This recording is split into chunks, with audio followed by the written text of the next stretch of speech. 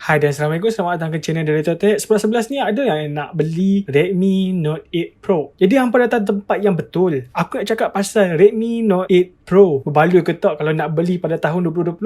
Jom kita mulakan intro dulu. Okey, pada 11 ni nanti dia punya harga Redmi Note 8 Pro ni dia akan jual dalam harga dalam lebih kurang 599 macam tu lah. Memang jatuh kau-kau lah harga dia. Tapi lebih best yang jual tu dalam warranty 6GB dan 128GB storan dalaman. Tu dia Tapi masalahnya masih power lagi ke dia punya performance dia apa semua ni? Ini persoalannya. Jom kita tengok dia punya spesifikasi dulu. Okey, pause kalau nak tengok.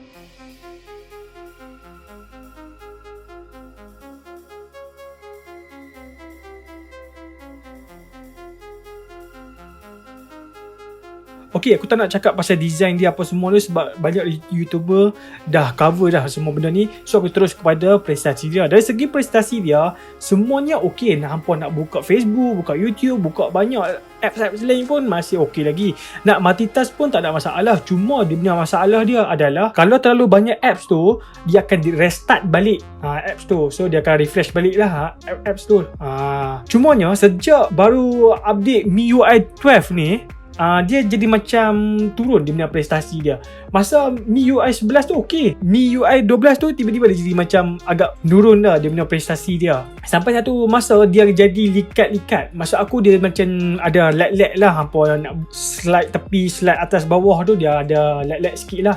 Tapi isu ni dia dah settle dah dengan kemas kini MIUI 12.0.3. Barulah masalah likat-likat ni dia settle lah. Alhamdulillah.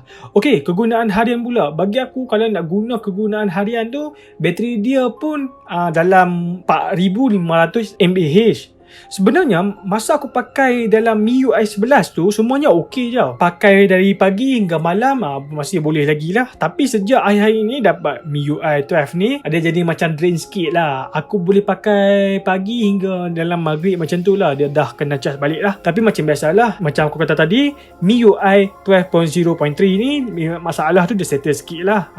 Tapi yang aku cakap ni based kepada kegunaan aku seharian lah yang aku pakai lah. Lain orang lain cara.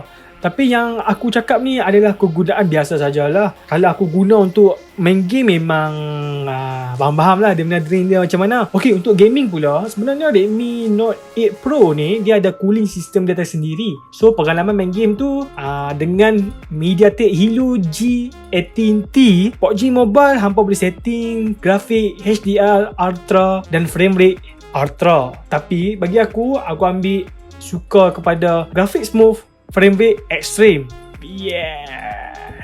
Extreme. Boy. Call of Duty Mobile pula hampa boleh setting grafik very high dengan frame rate high. Tapi saranan aku hampa ambil lah medium ataupun low grafik. Wifi pula hampa nampak aku setting semua tu habis high. Apapun, semua game dimainkan semuanya berjalan dengan lancar, smooth je, tak ada masalah. Tapi ada satu tahap dia jadi macam likat-likat sikit lah. Likat-likat tu dia taklah terlalu teruk sangat. Macam biasalah dia punya panas dia tu lah. Okay, apapun aku bagi gambaran kasar menggunakan CPU throttling. Sebanyak aku test 30 minit tu, hampa boleh nampak graf dia agak naik turun. Kadang-kadang hampa nampak graf tu kejap hijau, kejap kuning. Jadi dia punya prestasi dia guna sebanyak 83%. Hampa boleh tengok lah dia punya markah prestasi dia maksimum, purata dan minimum. Alright, dari segi suhu pula, hampa kalau main game dalam 5 minit tu dah rasa dia main suam-suam nak main panas tu lah. Dan lepas 30 minit tu hampa akan rasa dah dia punya panas dia tu tak selesa. Walaupun phone ni dia ada cooler tersendiri. Oleh itu aku sarankan kalau hampa nak main game tu hampa setting secara patut-patut lah. Maksud aku macam contoh grafik smooth ke, frame rate tu maybe high ataupun medium ke. Kalau hampa nak extreme pun boleh lah, ikut hampa lah. Bagi taklah cepat panas sangat lah. Sebab bila dah panas, dia macam ada juga dah ganggu-ganggu sikit dia punya performance dia tu. Apa yang aku dapat, dia cuma micro lag sajalah. Itu sajalah, dia ada sedikit frame drop lah. Apapun ini result aku saja. Mungkin orang lain test, mungkin dia punya result dia lain. Lagipun tengok setting aku macam mana. Tengok mana tak panas. Dari segi kamera, dengan 4 setup kamera di bahagian belakang dan 1 kamera di bahagian depan. Apapun overall main kamera dia semuanya okey, gambar dia okey, color dia okey. Aku boleh kata aku sukalah gambar dia ni.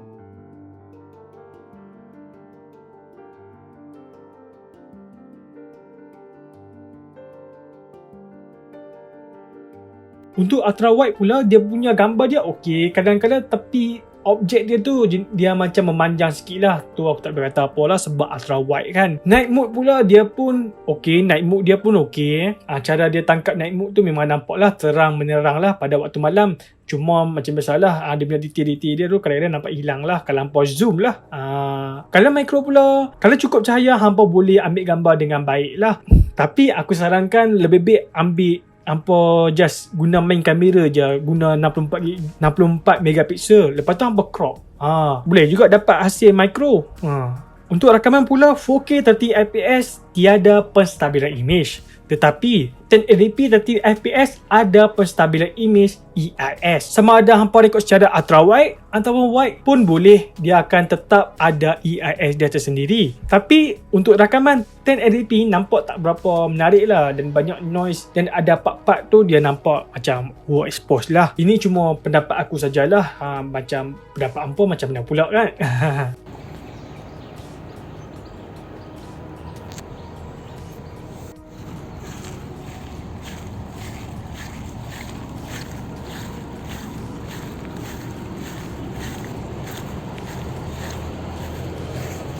Okey, selain itu dia punya speaker dia kuat dan lantang walaupun dia punya speaker dia tu mono saja.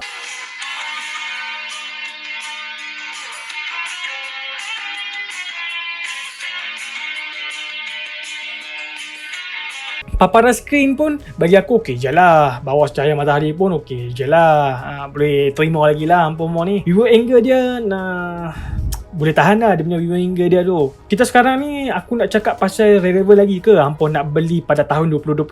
Okey, aku berpendapat dia masih lagi relevan kalau hampa nak pakai lah. Kamera dia pun boleh kata lawa jugalah walaupun dia pakai sensor ISO Cell GW1. Tapi hanya gambar je lah yang nampak lawa tu. Kalau video tu aku agak kurang berkenan lah dia punya video dia tu. Tapi kalau hampa nak kegunaan harian pun tak ada masalah.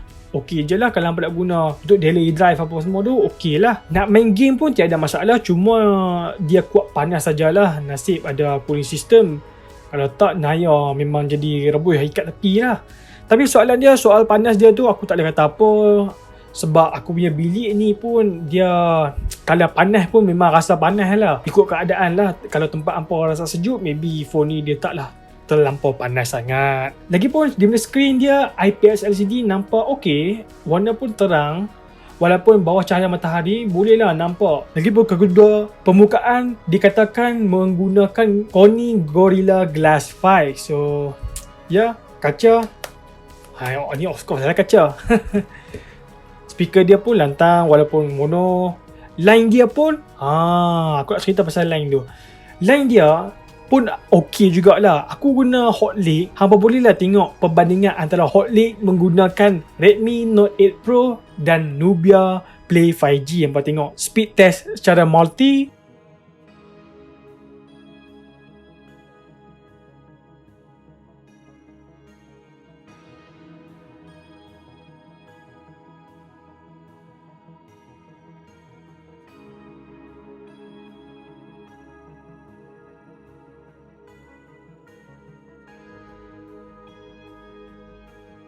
Okey, aku rasa memang berbaloi kalau hampa nak beli dan hampa boleh grab lah 11 ni dengan harga 599. Memang berbaloi lah dengan harga 599 tu.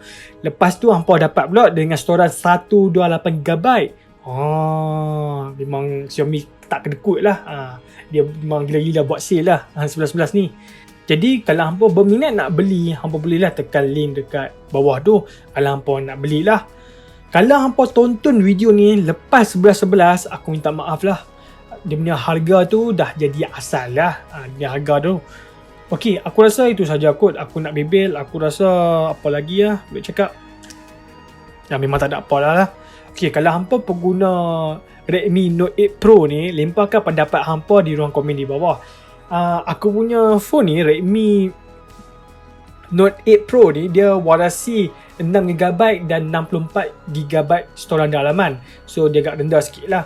Yang akan ada promosi tu 128GB. So ya, aku memang beli ni sejak tahun lepas lagi. Aku dah pakai hampir 5 bulan, 6 bulan lah aku pakai ni. Aku sangat suka sangat phone ni. Okay, apapun, minta maaf lah kalau ada salah silap ke. Kita akan jumpa lagi pada video akan datang. Assalamualaikum dan bye-bye. Bye-bye.